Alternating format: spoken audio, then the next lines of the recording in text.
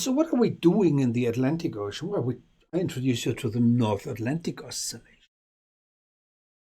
It's a mode of year-to-year climate variability. Okay, and you learn it all here and that. And it is related to variations in something that we call the spring plankton bloom in the North Atlantic. The spring bloom.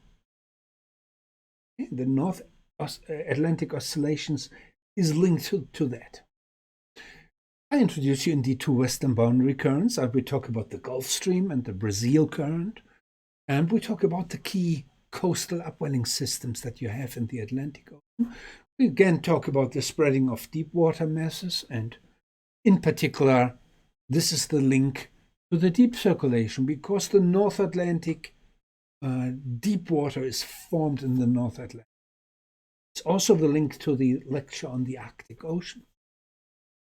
And then I introduce you to Mediterranean seas. There are two, the American and the Eurafrican Mediterranean Sea, shallow sea fronts in the Irish Sea, and we talk about the North Sea and the Baltic Sea. And the Baltic Sea is actually an example of something that we call the positive estuary. And hooray, in the tutorial you learn what advection is and what diffusion is. These are two key fundamental processes.